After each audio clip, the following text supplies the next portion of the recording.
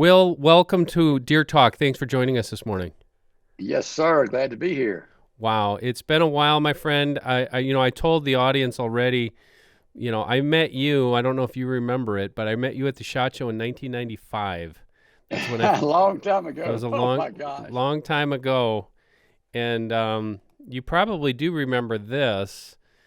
It was a media event that you had in one of the conference areas at the SHOT Show, and you gave away a hunt and a bunch of other things, and I won the hunt.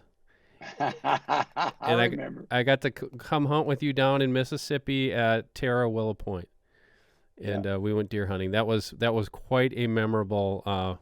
Like I said, formative. In my formative years, that was a formative memory that stayed with me for all this time. Well, thank you for saying that. That's an honor. But Willow Point's a pretty special place. It's now a private share club. The lady that owned it has passed away, but she sold it. And it's a great deer hunting place. It's unbelievable the bucks they can grow there. That was amazing, that number of deer, because that was my first southern hunt, and Yeah. for me it was like, wow, there actually are whitetails outside of the upper Midwest. Yeah. Well, they don't get quite as big on a general basis as the ones that where you live. I mean, y'all kill probably more Boone and Crockett's than they do. But it is amazing. 150 to 180 is not uncommon on that particular. That land is for our viewers and listeners. That land is between the Mississippi levees that control the flooding of the Mississippi River. And so it's all hardwood. There's no pine. There's no soft timber, and there's all hard timber. Yeah, And it's an incredible estuary. The growth of life and what goes on along the river is amazing. absolutely amazing. Well, before we get started here, let me ask you how you're doing. I know that we all know you sold your business about 10 years ago. What is Will Primos doing today? Well, I still work with the company. We sold to Bushnell Holdings, which was bought by what was then ATK, which who owns Federal and CCI and Spear. So Primos is now one of the outdoor brands that is part of Vista. Vista owns um, Federal, CCI, Spear, Bushnell, Uncle Mike's. It goes on and on. And they've got a hunting uh, oriented side of their business, and then they've got a recreational side of their business, outdoor pursuits that are not hunting. So I think they're going to divide those two, and it'll be two publicly traded companies, focusing one on hunting and one on recreational side that's not hunting. But I'm a part of that. They still have me talk to them every week, and I don't go to the office anymore. But I do. I'm part of this TV show. I still am on the TV show. I'm the host, so to speak. I do voiceovers for it. I do some PR work for them. Um, but I'm 70 years old now. Mary's fixing to be 69, and we're enjoying this time in our lives. I'm doing some things that I want to do. One of the things I love shooting I love shooting shotguns. I love shooting wing sports. So I travel the country. I come up to your part of the world and hunt grouse. Um, and I hunt. Hunt from Minnesota to Arizona, hunting upland birds, That's awesome. and I shoot sporting clay competition. I did not think I was going to enjoy it, but I started it to improve my shotgunning abilities, and I fell in love with the competition side of sporting clays. So I'm the South Central Regionals is here next week at our home club, Providence Hill Farms, a beautiful facility. World Task will be there. A lot of the top pros will be there. It's amazing to watch them shoot. Um, and I'm going to the Nationals in October. So I'm not great, but I'm getting better. Wow, for a guy who basically, I know you shot your first duck when you were maybe 5 years old. I can't Yeah. imagine. You've got to be pretty darn good at that. Well, no, I developed some bad habits, and I got I can remember we were hunting. It was on video, and we were hunting in a beautiful, great time of year. There was a sleet storm coming in. The wind was blowing 20 miles an hour, gust higher than that. And we were in this duck hole, and the gad walls were thick. And they were coming in, and they weren't even hesitating. They were banking in and getting that wind in their face and locking up. And I can remember seeing this one, about 12 or so gadwalls coming in. The lead duck, I said, I'm going to bust him. And I was shooting a side by side, which I love. And I got on that gun and I aimed and I shot and I didn't cut a feather. And I remember that moment I said, I'm going to have to get somebody can show me why I missed these targets, why I missed these ducks. And so I did. I started with a guy named John Woolley, who was a world champion sporting clay shooter. He's from England. He's now a U.S. citizen, and he resides in St. Augustine, Florida. And I went down there with him, took my side-by-side 16 gauge, and in a matter of 30 minutes, he had me understanding the principles of a shotgun, which I'd never been told what they were. I just, did it, Mm-hmm. And then he had me shooting crossers. And in probably 30 minutes, I was busting crossers from left to right, right to left at 60 yards. Wow. And it was amazing how quick he could teach me that. So it's a lot of fun. After so many years of shooting shotguns, that's pretty cool. Yeah. Yeah, you develop a lot of bad habits if you don't know what you're doing. Well, that's great. So you're traveling the country. That much I know. I know that you're a big history buff, and I've seen that you've been taking in some of those sites on your travels as well, haven't you? I love the history. What I think Winston Churchill said it: those who don't know history are bound to repeat it. That might not be a good thing. Yeah. I'm misquoting him a little bit, but yeah, I just got through reading several books that were suggested to me. One was called Unbroken, and it's about Louis Zamperini, and he was World War II. Got had to go to war. He was a runner. He was an Olympic runner. Oddly enough, it's an incredible documented book, and he ended up meeting Hitler, and he met the head of his Gestapo while he was at the Olympics in Germany. And next thing you know, he is crashed in the ocean in the Pacific and becomes a Japanese prisoner of war, and what he went through in life and how he came to know God and Christ and how he turned his life around after all of that. What an incredible, beautiful story. Yeah. Unbroken. I just wrote it down because I'm going to. That's one. It's a great book. Another thing I've learned from you is, and that's what I want to talk about, and I hope we can do this because, if you don't know Will's story, you can Google it and you can find a million different stories about how he started when he was 5 years old, made his first duck call when he was 11, started your business, in about 74 when you got out of college? 76. I wanted to talk about, because your views on life and business are really not only refreshing, they're inspiring for me. And one of the things that I found fascinating was, your work ethic, obviously. You built that company basically from nothing, but I was just trying to look it up right now, how many patents did you either file or filed on behalf of your company? It's got to be dozens. There's pages of them. Yeah, I want to say there were a few design patents, which aren't near the value of a utility patent, but I want to say it was 54. Wow. And we bought some inventions from other people, right, and filed the patent for them and took it over and helped them bring their product to market, like the trigger stick. The trigger stick is a great story, and that's been a huge success. So you can't invent it all. So I think in business, the number one attribute of a great leader and businessman is, in my opinion, is he doesn't care who gets the credit. He doesn't use the I word. I'm sure you have to use it sometimes to describe and talk about things, but it's not about Will Primos. It's not about the Primos employees. It's about the customer and about us being able to take care of them.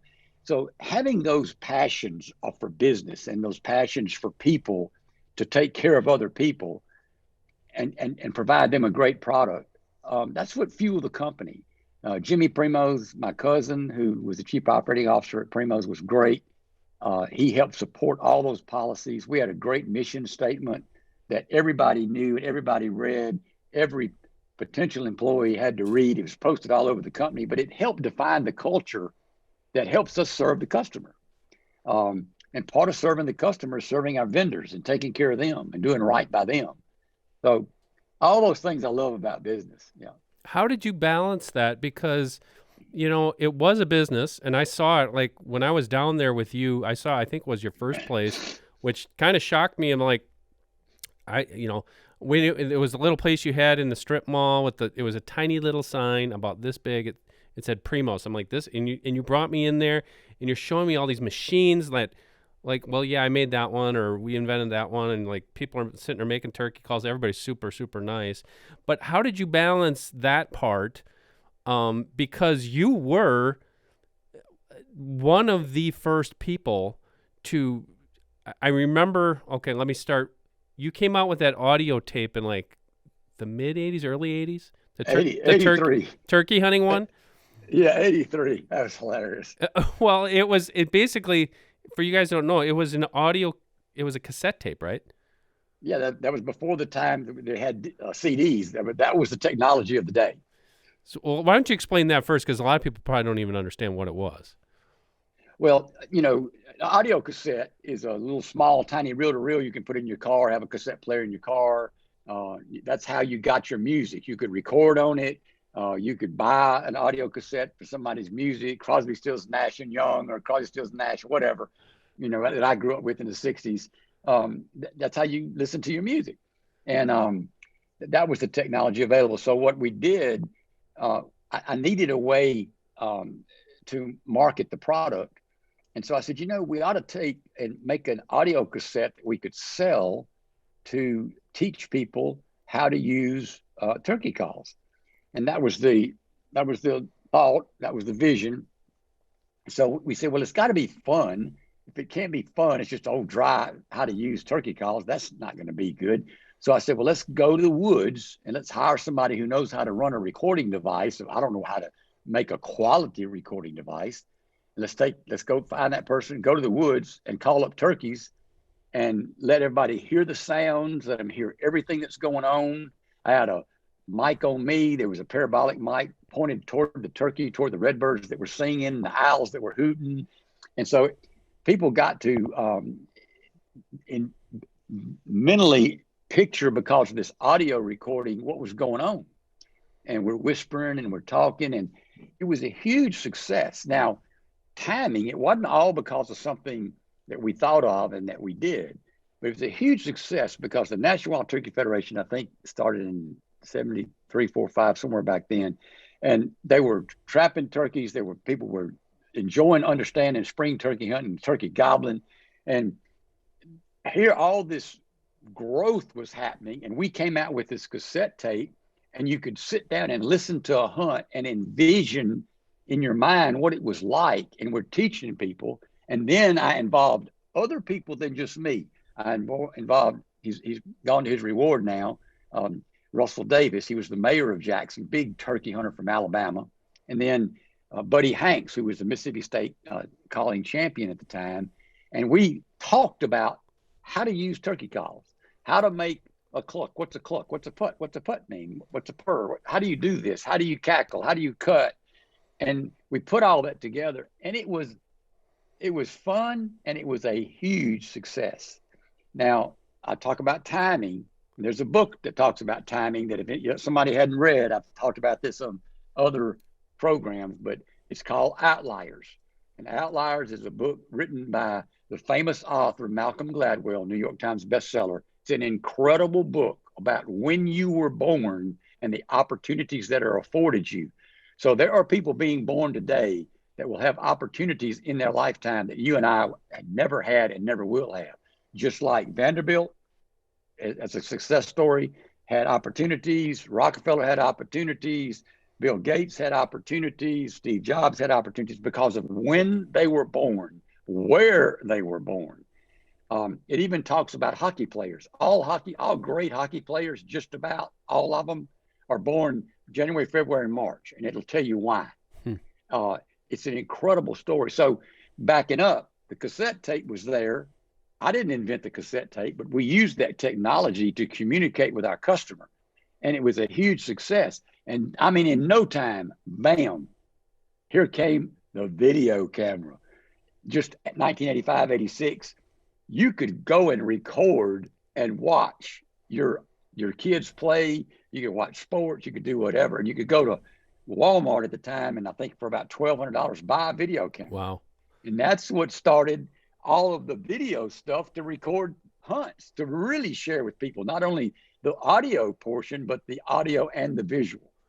And that's where I was going with, is because, so that opportunity for you were at the leading edge of that opportunity. You seized it. And let's even say you got a little bit lucky, because you came out with this tape when nobody else had anything out. Lucky, very, very lucky. There were others doing some things. There were others that did. Some did a good job and some did a very poor job.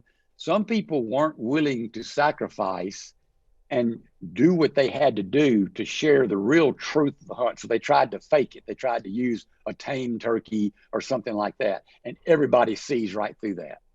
Another thing was, we were not hard selling product. Primos made calls and other hunting accessories that you could use. We ended up with about 900 products, but we weren't saying, you got to use this Primos slate.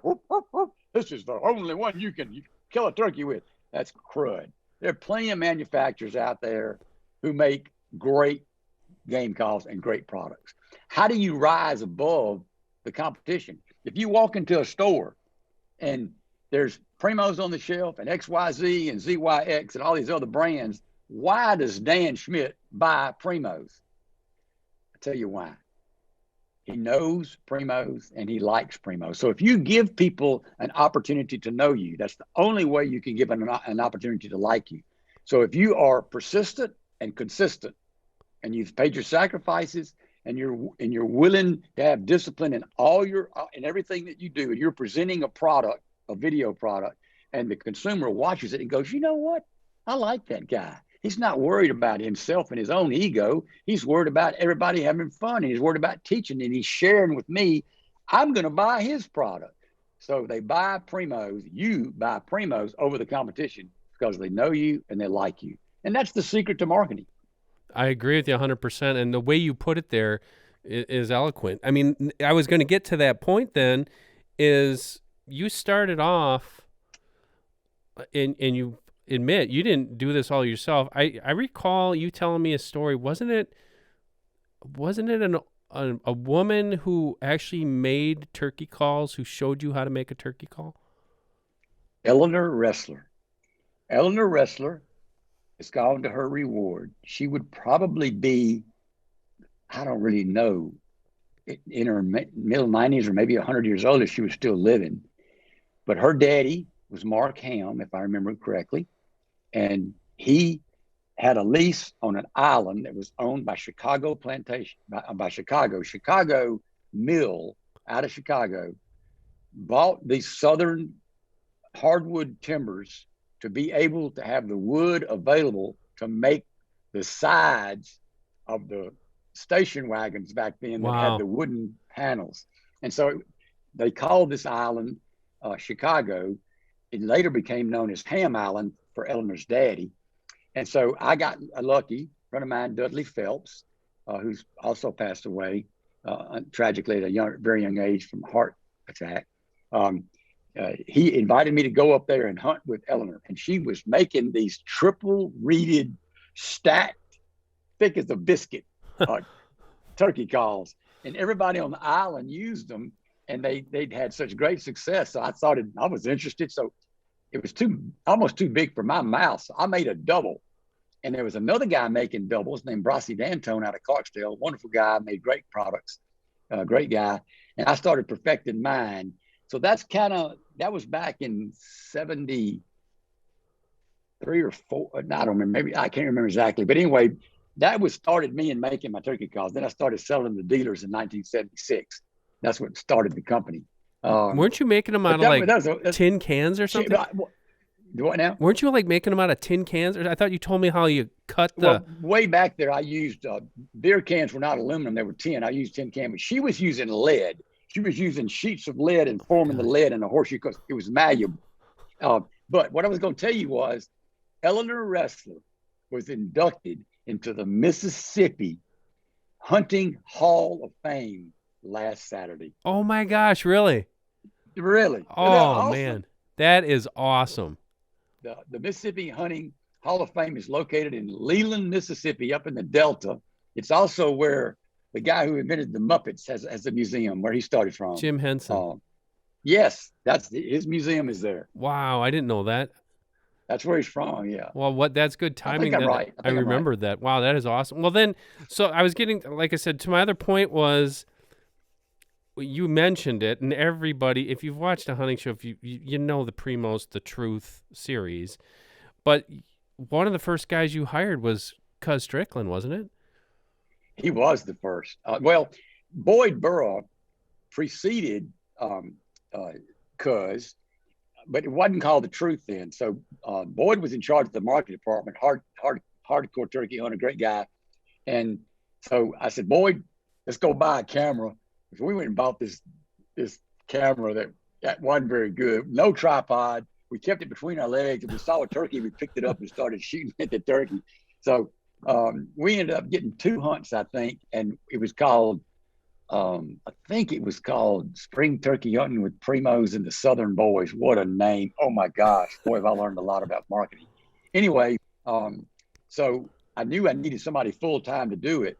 So, cuz Ronnie Strickland was working at Rex in Natchez, Mississippi, and he had heard the 83 cassette tape and was enthralled by it. And he was recording some hunts, and he had a little video camera back about 80. It's probably 85 when this is going on. And he was recording some hunts. And so I went down there to Natchez, about 2 hours south, to see him. And one thing led to another, and I offered him a job. And he came to work for the company, and he was the one that got 12 hunts together that first year. I said, look, I've got a job in the restaurant business. I got this game call company on the side. I can't quit my job because I can't afford to pay myself anything from the game call company. I can afford to pay you, and that's about it. So I said, let's go get hunts. Let's get anybody we can to go. And he did.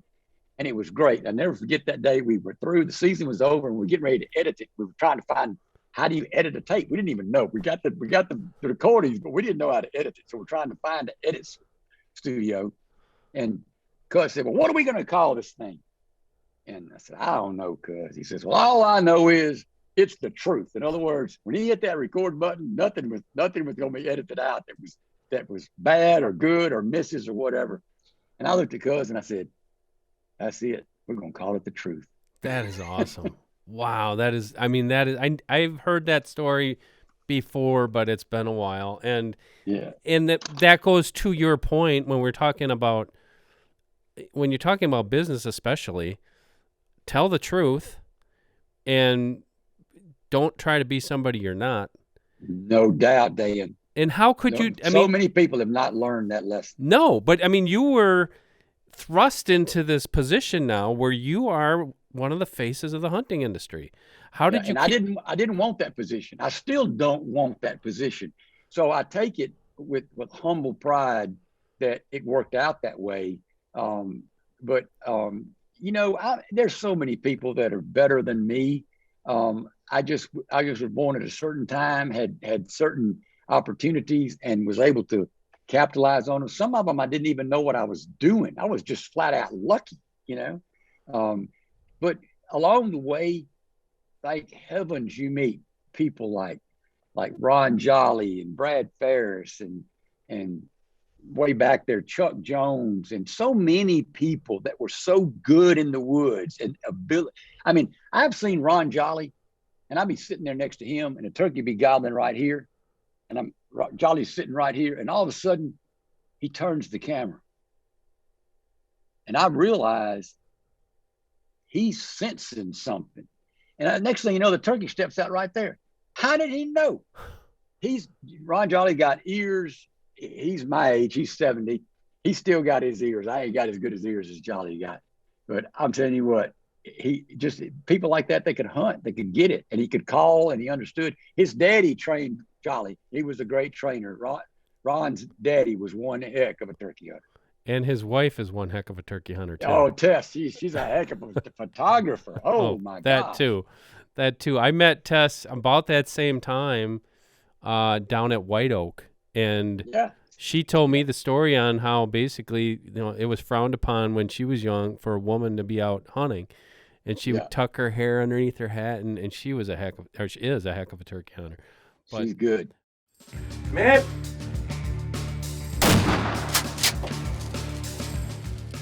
Okay, everybody, we're going to take a quick break. We're going to thank one of our sponsors. Today's episode of Deer Talk Now podcast is brought to you by Scent Killer Gold Laundry Detergent with Power Boost Plus from Wildlife Research Center.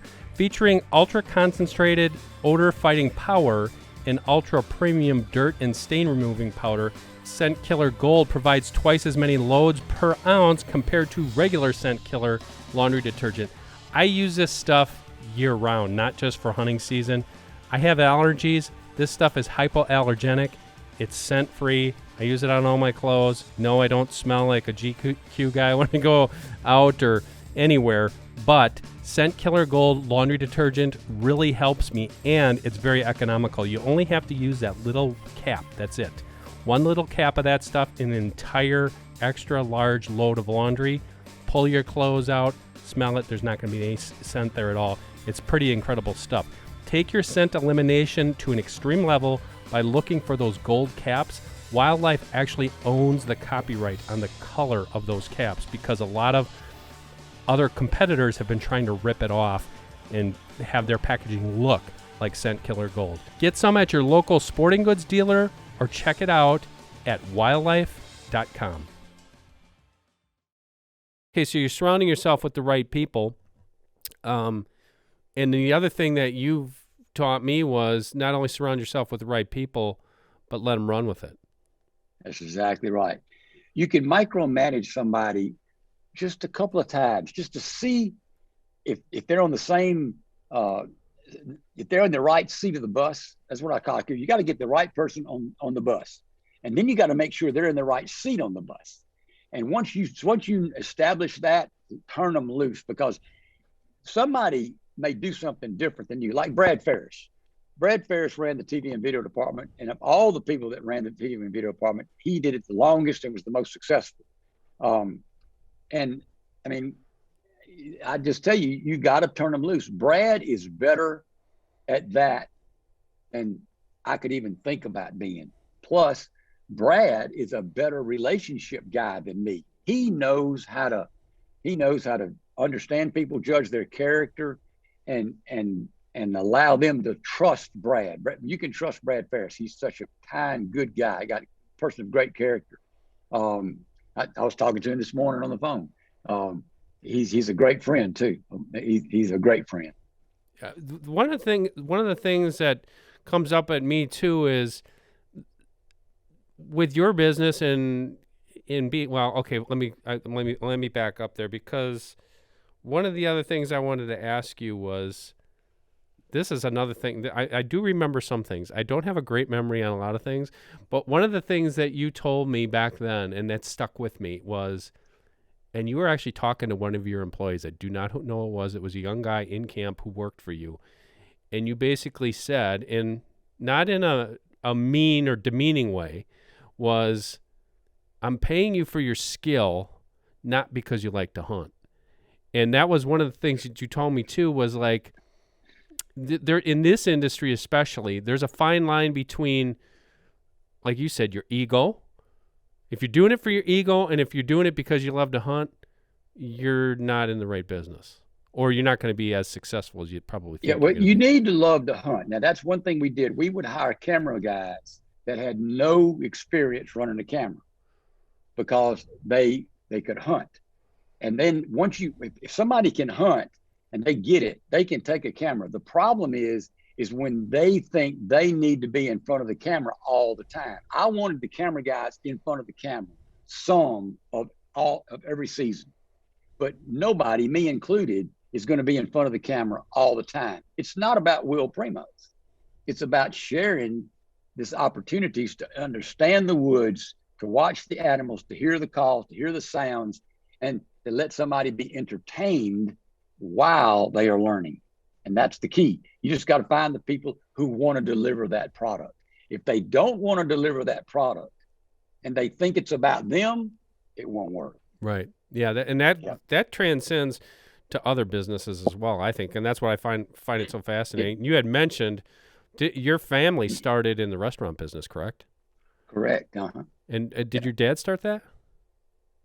Say again? Did your dad start that? Was my dad in the restaurant business? Did he start that restaurant business, or was that something that? His daddy, my granddad. Oh, really? Okay. Started it in 1927 in the Jackson, Mississippi area. Wow. Yeah. Wow. So you guys are entrenched. And my dad is still living. My dad is 97 and my mother's 95. That is awesome. Wow. Yeah, it's pretty awesome. They're awesome people too. That is fabulous. So let's talk about what are some of the more difficult things that you had to deal with in your time with Primos, whether it's on producing TV shows or maybe swings in the industry or things that you saw along the way. The difficult things for any business is properly having the policies and the procedures in place, establishing your culture, having the right mission statement in place that guides the company. And so along the way, managing people is one of the most difficult things, and making sure you've got the right person on the bus and the right person in the right seat on the bus. But you cannot motivate anybody. So motivating or thinking you could motivate people is always a struggle. There are only three things that motivate people, and it all comes internally. Motivation is guided and directed and created by a promise of gain, a fear of loss, or recognition. Everything we do in life, we do it and we're motivated to do it because we have a promise of gain. If I do this, I may make some money and be better able to take care of my family, as an example. Fear of loss. Hey, if I don't do this, I may lose my house. Fear of loss. Or recognition. Hey, if I work hard and I do this, I can win the Olympics. I can win the Olympic gold medal in whatever. So motivation is an interesting thing. You've got to find those people, and you've got to give them the opportunity to see a promise of gain, to understand a fear of loss, or for recognition. And when you have to fire people, or I developed a very good method of understanding that. So I had three performance reviews. Everybody at Primos, I think at one time it was 260 employees. Everybody at Primos we had 7 executives, we had middle management under them, we had hourly people. So there were 3 performance reviews: upper executive management, middle management, and hourly. And so that's how the structure was. Everybody got a performance review every 3 months. Wow. Now, that can be laborious, it can be hard, but I demanded it because here's why. If I was at my desk working, planning, borrowing money, trying to take care of my employees, trying to make sure I could have my payroll was ready to roll, and all that was good, it didn't do me any good if one of the employees was on the wrong road, taking the company in a direction that was not going to support our mission statement or our culture. So I trained the executives and I trained the middle management how to give these performance reviews, and they were written in such a way. And one of the things on that every performance review, are you allowing your employee that works for you to reach their full potential? And are you conscious of their needs for their personal life? You've got to mesh all those together. You've got to be sensitive. There are people that are going to have problems. There are people that are going to have a house burned down. They're going to have a child get killed in a car wreck, possibly. Somebody's going to get cancer. You've got to be flexible, and you've got to be strong enough as a business to have the foundation and the financial wherewithal by making sacrifices to get there to take care of those employees. As an example, I remember a guy. He came and interviewed with me. I didn't think he was the right for the job. He wanted to be in sales. He wanted to be in the hunting industry. He was in the community where our company was. And one thing led to another, and we had another interview. We ended up having 4 interviews. And finally, on the 4th interview, I said, let's just call him Bob. His name wasn't Bob. I said, Bob, something tells me this, you're so enthusiastic and you really want this job. And I'm going to let you have a try at it. But I'm very concerned, and I want you to communicate with me and stay in touch with me. And if you start not being happy with this job, let me know, because it's got to work for you and your family and us too. After 3 months, he was absolutely in the ditch. He couldn't function. He was always smiles. Now he's frowning. So I called him in my office and I said, what's going on? He started crying. He said, my wife's going to kill me. This job isn't for me. I can't do this job. I can't be in an office like this. I've got to be outside. He was in agricultural sales prior to that. And I said, listen, Bob, you think about it. You come back tomorrow. What you think about it?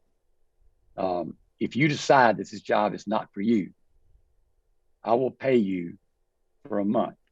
If you haven't found a job, we'll pay you for the next month. And we'll go on like that. But I want you to, if you make the decision to leave here. This was like on a Wednesday. So your last day will be Friday if you decide to do this. And I said, I want you to go forward and diligently search for a job that will be good for you and your family. Now, I was in control. I was the guy. I control the purse strings. I can do that. But I was also in a financial position to do that. So number one, we took care of that employee. And he has been so thankful, and when I see him, he's all smiles, because he did find a great job, and he did find the job that complimented him and his family. But you've got to have the sensitivity of the people who work for you in your mind. And then you also have to be careful not to be taken advantage of, because there are people who will try to take advantage of you. So it's things like that. And you don't get there overnight. You do not get there overnight.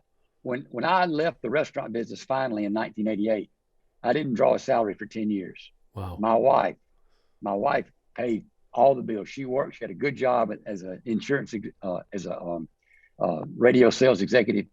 And she supported me. And the reason I didn't pay myself is anything I couldn't afford to. Plus, if I did, it was going to keep me from having the money to hire somebody that I needed to put into position to help the company grow. After a while, I call it the flywheel. The flywheel of Primos got so big, wide, heavy, and tall, and it was rolling. It was going to take a lot to stop it. That is a lot to stop. Inspiring story. Now, but I'm telling you, things have changed, Dan. Could I do, if I tried to do it today, could I do it? Man alive, marketing has changed, distribution has changed, everything has changed. And so Primos is now owned by a big publicly traded company. They're doing good. They're making new product, but it's a different company. It's not the same company. But they're still providing good product for the consumer. Different company, and like you said, great products. And that's I guess, one of my final questions is, where do we stand today, in your view, like in the hunting industry? Because when I started, when we used to do the Deer Hunters Equipment Annual, it was 250 pages. It was probably, I'm going to say 125 advertisers, and they were all individual companies. You had Woodswise, you had Primos, you had Night and Hail, there was probably 12 different call companies, and now they're owned by 2 companies.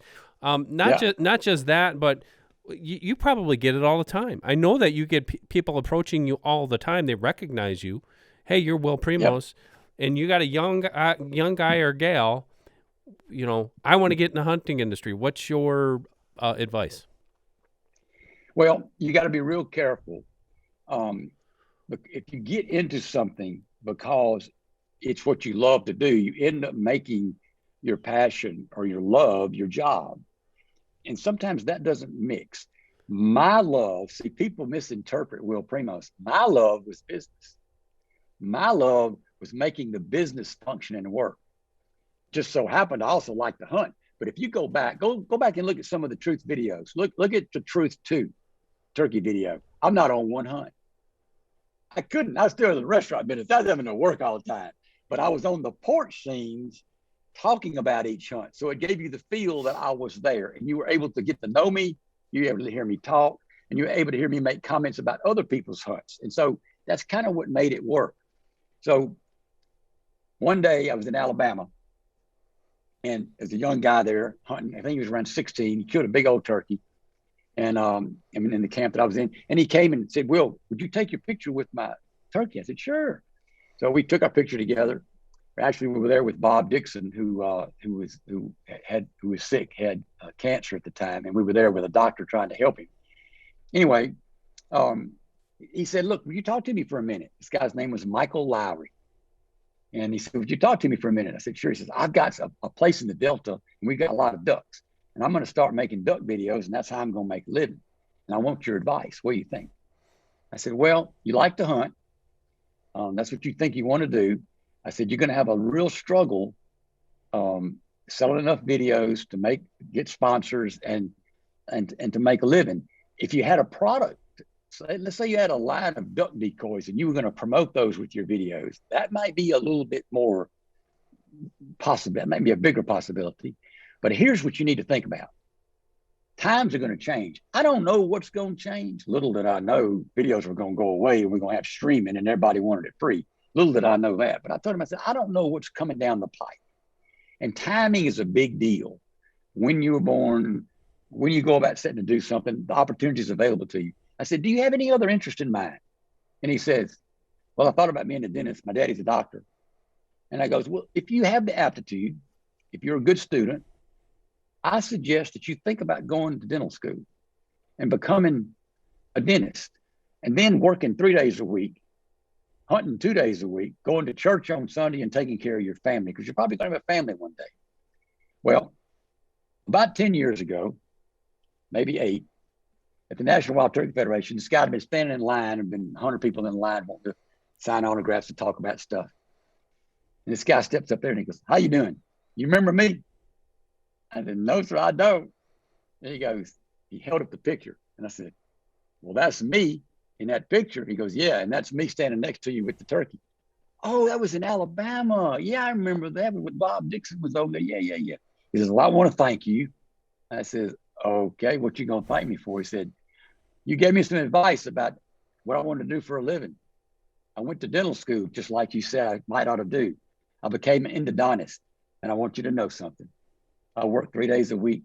I hunt 2, and I go to church on Sunday." That is awesome. Wow. Isn't that awesome? That is awesome. So he and I have become friends, and we've been turkey hunting together, and I've got him good contacts out west. He killed some beautiful elk, taking his daddy out there, killed bear, mule deer. It's just a wonderful relationship. But those opportunities are rare. Most people won't listen. I gave a talk to the Fellowship of young business leaders, Christian business leaders, about, 8 years ago or so. And part of my talk was, I said, "How many of you young people out here have graduated from college?" 100 hands went up. There's probably 500 people there. And about 100 hands went up. And so I said, "All right, how many of y'all are back at home and don't have a job yet?" That 25 hands reluctantly raised their hands up. And I said, "I don't know what you're waiting on, but one of y'all that I talked to earlier told me that you could not find the job that you were passionate about." I said, "Y'all need to wake up. If all you're doing is waiting to get a job to find out what you're passionate about, you are wasting opportunity and time." I said, "I had to go into the restaurant business when I graduated from college. I didn't really want to, but in 1974, that's what I did, because I needed to make a living. I didn't want to work 7 days a week like my daddy did, but I had to make a living. And guess what? I met people and waited on them in the restaurant. One of them was an industrialist from our area, biggest industrialist in the Southeast that's ever known, a man named Warren Hood Sr. He had 18,000 acres of private land an hour south of town, and he let me hunt that land anytime I wanted. That's where I recorded the turkey video on the cassette tape in '83.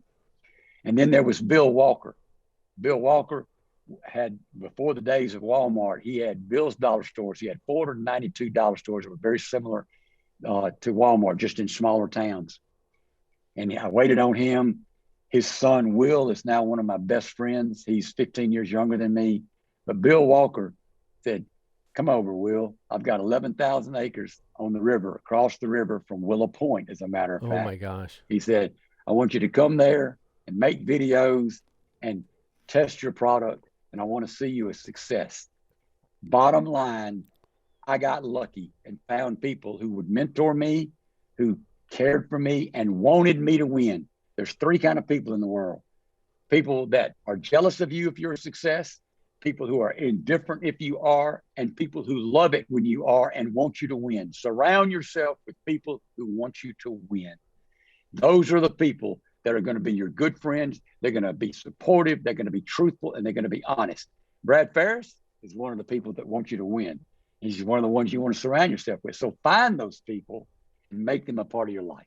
Man, that is awesome. Man, I wish we could talk for like 4 hours on this. This is, and we didn't even talk about deer hunting, which is what this is supposed to be about. But maybe we can have you on again, and, hey man, and we'll do I that. love hunting them big deer. Oh my gosh! One final book.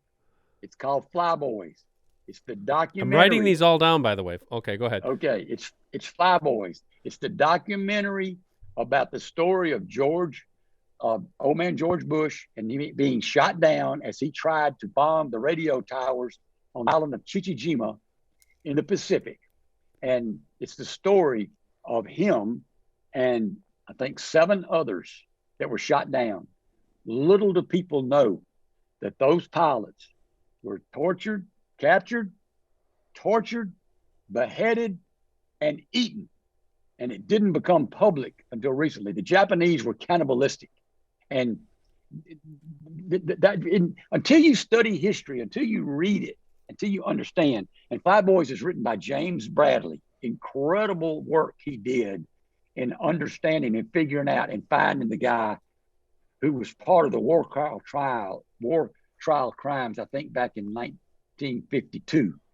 It was all documented, and he was able to put that in the book, the documentary, The Flyboys. These books will change your life because they'll teach you about history and about the character of people. Awesome. Well, thank you for the tips, because I'm going to put those in the comments on some of these posts. So whoever's listening or watching, we have this both ways. You're going to be able to read these books.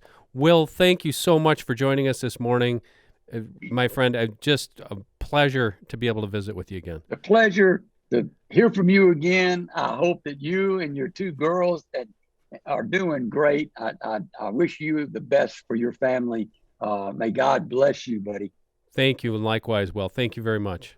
The Deer Talk Now podcast is brought to you by CuddyLink cell cameras. Up to 24 cameras, 1 cell plan, and as low as $10 per month. 10-point crossbows, the fastest crossbows in the world. Wildlife Research Center's Scent Killer Gold. Apply it, dry it, and go hunt. Full range hanging systems, the best way to display your shoulder mount trophies.